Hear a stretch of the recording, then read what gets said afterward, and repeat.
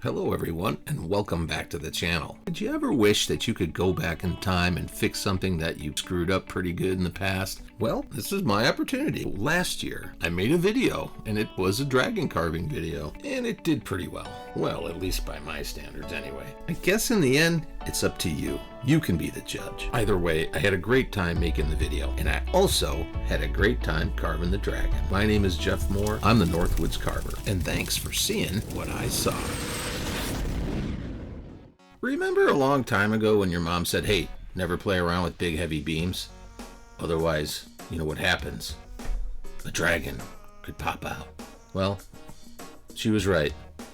I should have paid attention to her.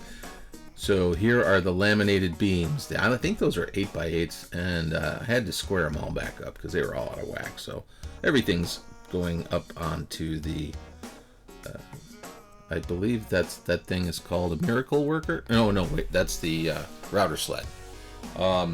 So yeah, we had to do that in order to put pieces together. So after the beams are cut and they get put onto the router sled and all squared up and flattened out, we only had to join the sides that we were going to glue, so that saved us a lot of trouble. Anyway, after that was done, then I had to freehand just like on a big piece of paper, like a squiggle that would look almost like a snake or a worm, or maybe even a dragon. So this is my wife. She is so good at cutting things out. You know, I think she got that from working at the school as teacher's aide for all those years. She cut that whole thing out like pretty dang quick. It was pretty awesome. So you get a good look at it there. And so after that, I take the black spray paint and just use it as a stencil.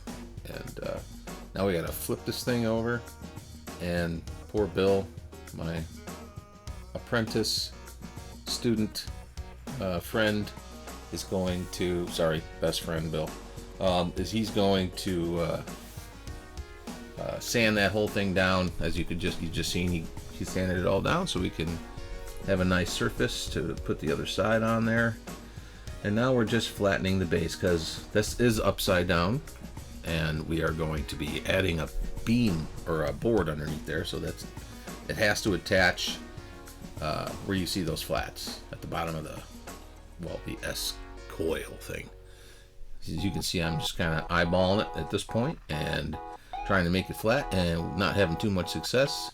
Believe me, there was a whole bunch more video than that. Well, every dragon carving's got to start somewhere, and mine started without the camera rolling. So here's some of the earliest footage I have. And as you've seen on that last bit, there was some resin that I put on there because, well, I made a horrible cut and I needed to flatten it out. So I just used some resin and sanded it flat. It works. So now we're just basically assembling some of the neck and head parts, and we're just going to individually lag those to that flat that I created for the face. So you can see now we're putting on the section for the tail, and you can see how I'm going to have that bend out. It wasn't playing nice, so I had to get aggressive with the bend. Going back to the router sled, the miracle worker. This is pretty awesome. I love this thing. It makes my life so much easier. I can guarantee you that when I do one side, then you'll see me scuff it with basically it's a sand block. It's a board with a sand like 50 grit sandpaper. And then I just knock all the high sides off, throw some Gorilla Glue on, and then my wife and I plastered that thing onto that where the face flat was that I had to repair. And as you can see, my dog Bella back there just chilling. We lag these in because there's really no way to clamp them, so I just lag them, and then as we go, if there's a hole that's noticeable, we just fix it. We just clean it up.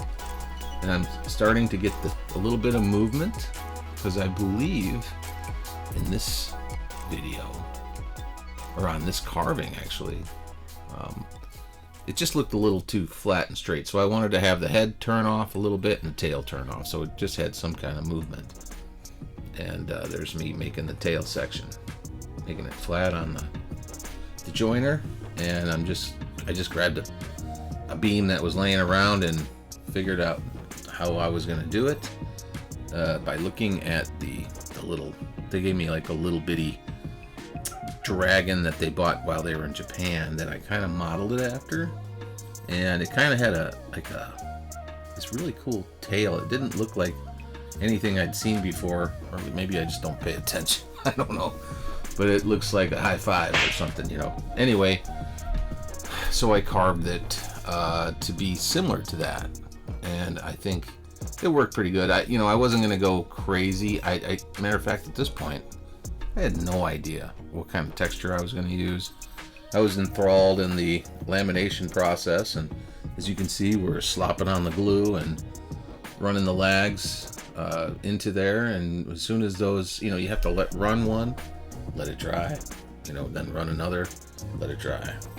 And here I am just explaining to the camera how all that went together and how one of the lags broke, and I had to dig it out, which was no fun.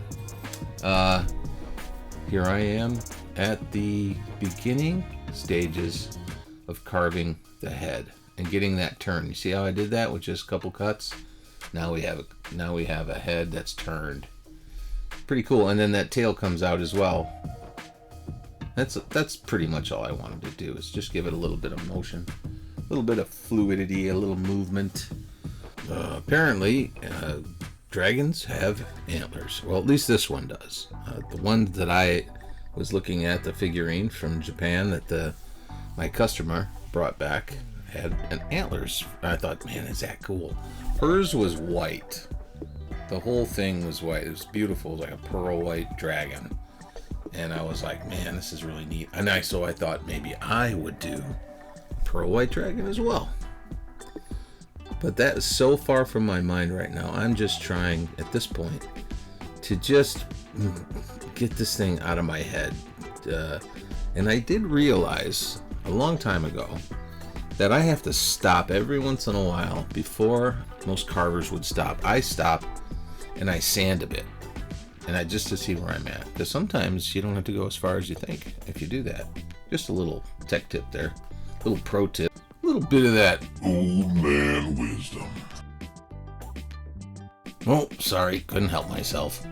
I like to think of it as wisdom, actually.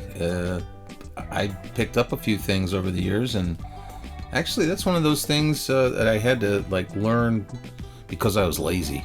I'd start wanting to finish it before it was before it was done. And I just found out that after doing that a bunch of times that, hey, maybe there's something to this. So I do start to finish to see where I'm at, to see, sometimes it helps me also to find the shadows, and it helps me manipulate the light on the wood a little better when everything's not so coarse. Of course it's coarse. It's a chainsaw carving. But anyway, getting back to the dragon, if you did see that, I left flats on the side of the dragon so I could get my legs attached with zero problems. As you can see there, I'm flattening things off, getting ready for the next piece, and then the next piece after that. As you can see, the next piece is going to be coming up here, and as I have stated before, I wasn't sure how I was going to texture this thing, and I did come up with this interesting pattern that I really liked, and it wasn't necessarily scales, but it was more, I don't know, it just has a really cool flow to it, so I just let her slide. I let the dragon slide.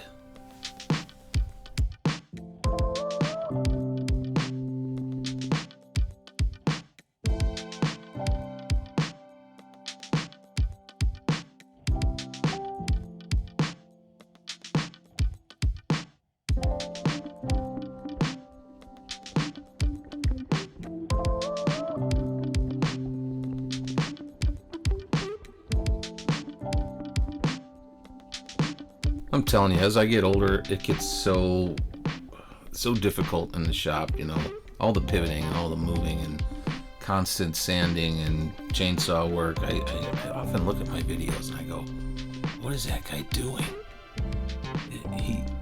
Because I know how it feels when I'm doing it, but when I'm and fast forward, it looks pretty whatever. You don't see how slow I'm moving.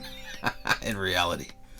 I'm just making the other flat for the leg, getting everything dialed in, sanding it, and preparing to mount the base of the second leg.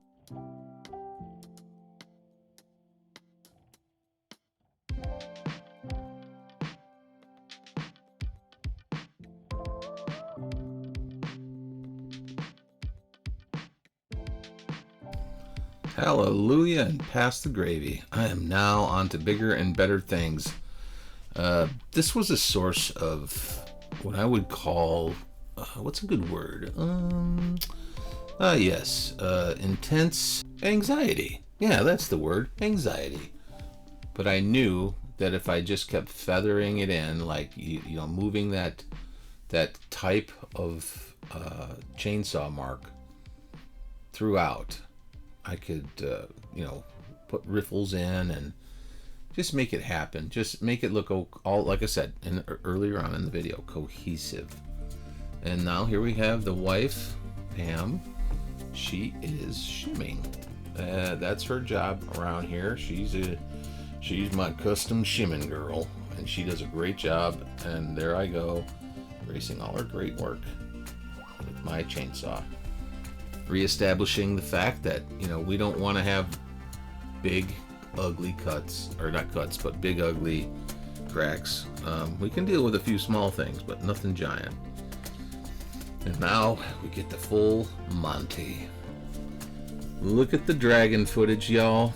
Well, I guess Mom was right about putting all those beams together. This could happen. This kind of thing can happen, so just be careful out there. You know who you are. Be careful. You put some beams together, something like this might pop out of the wood.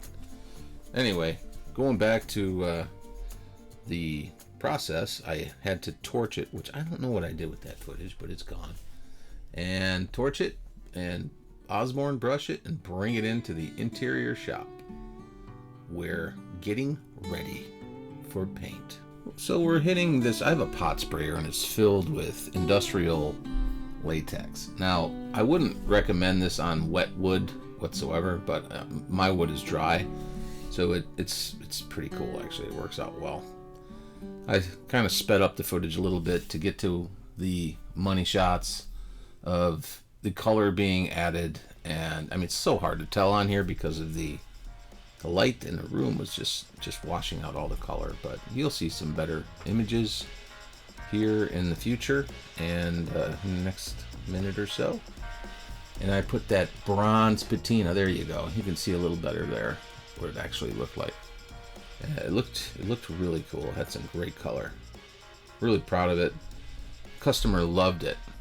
And by the way, in this video I actually get to scratch off the Dragon Project. Oh yeah. And we are off. So this thing, from the last time you saw it, after the completion, it sat in my barn for a year. So it was covered in bird dookie, and we had to get our hose and wash this thing off. It was pretty disgusting. I didn't want to go into all the layered areas. I mean, we had it covered up, but I guess the wind must have blew a door open or something, and it just took the tarp off, and we had no idea that it was being coated with hostile projectiles from our barn swallows and pigeons and anything else that was flying around up there. But anyway, this is what the deal is right now. I'm going to get the hose and just start washing it. You can see a little bit more color. There you go. You can see the color, the actual color of it. You know, I had to bring it out with a filter, but see, this is the one thing in the other video I couldn't show because the guy wasn't there to pick it up. It had to set. He wanted to build a special place for it. Now, at his house, by the way. Now look at this trailer. I've never seen anything like it. I think they're made in Sweden. He was really proud of it. It gets down level like an ice shanty. Like the whole trailer dips down. Super cool. Futura Trailers. And it's like a, I don't know, it's sort of like a super intense plastic or something they put on there, some kind of nylon plastic. It is so cool, and it's all aluminum, and it weighs next to nothing. and it was a pleasure doing business with you, sir. Great trailer. Hopefully all of you enjoyed this video. I enjoyed making it, and I would like to ask if you all could just like and subscribe. Don't forget to smash that notification bell with the people's elbow. My name's Jeff Mohr. Thanks for seeing what I saw. Oh, that was cool.